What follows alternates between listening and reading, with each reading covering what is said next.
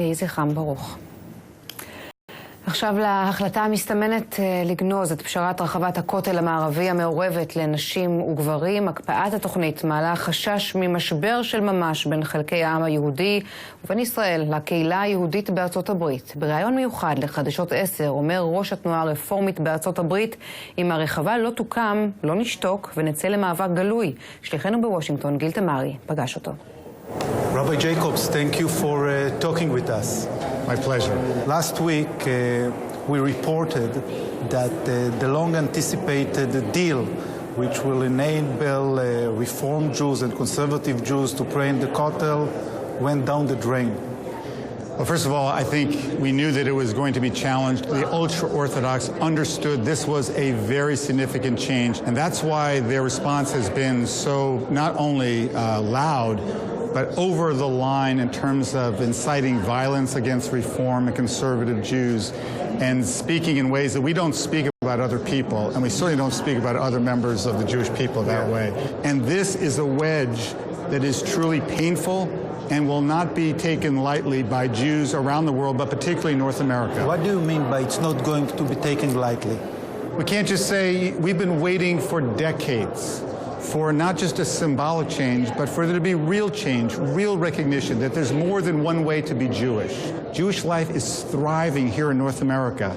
In Israel, because of the monopoly of the ultra-Orthodox, Judaism has become very, very narrow, and that has a negative effect on Jews all over the world. But how do you feel when members of the Knesset, when ministers, when major rabbis said that the Reform Jews are not really Jews?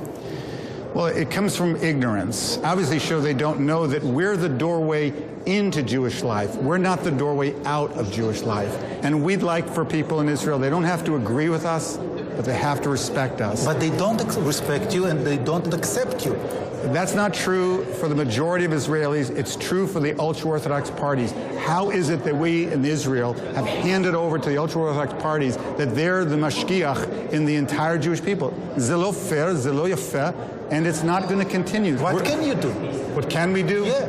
We will speak up loudly and clearly and help remind the Prime Minister and the government that's the overwhelming majority of Jews in North America who stood for this deal, who stood for there to be, one wall for one people. It's millions who will be disappointed. Donald Trump will speak here, and someone with a rhetoric of hate, of bigotry, how can he be welcomed in such important Jewish gathering? So let me say, first of all, it was right for Aipek to invite all of the candidates. Donald Trump is a serious candidate to be the next president of the United States.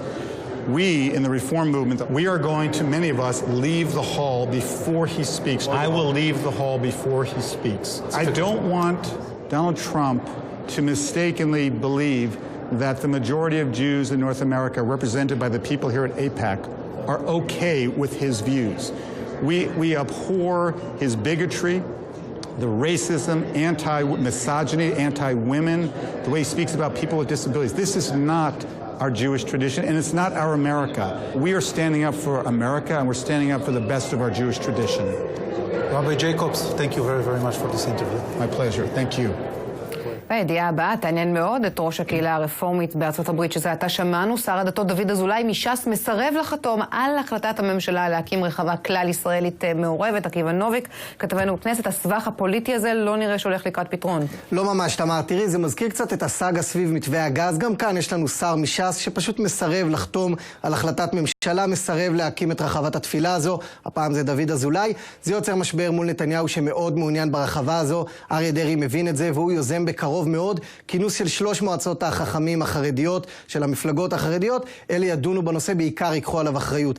אבל אחרי שמנדלבליט, היועץ המשפטי לממשלה, פסל את חוק המקוואות, אין לחרדים פיצוי להתעלות בו על ההפסד הזה בכותל. הערב נתניהו מכנס בלשכתו את מנדלבליט, גפני וליצמן בניסיון לרבע את המעגל הזה. עכשיו הם מחפשים פתרון יצירתי. אלה הפתרונות שכרגע על השולחן. האחד, לשנות את מעמד הרחבה החדשה המעורבת, אולי לאזור תיירותי, ככה ששר אחר יוכל לאשר אותה. הסבירות לכך נראית נמוכה. האפשרות השנייה היא שנתניהו יקרא לאזולאי, יפעיל את מרותו כראש ממשלה, יגיד לו, אני ראש הממשלה, תחתום, תאשר את זה. אנחנו יודעים שבמתווה הגז נתניהו נמנע מלעשות את זה מול דרעי, העדיף אפילו לפטר אותו.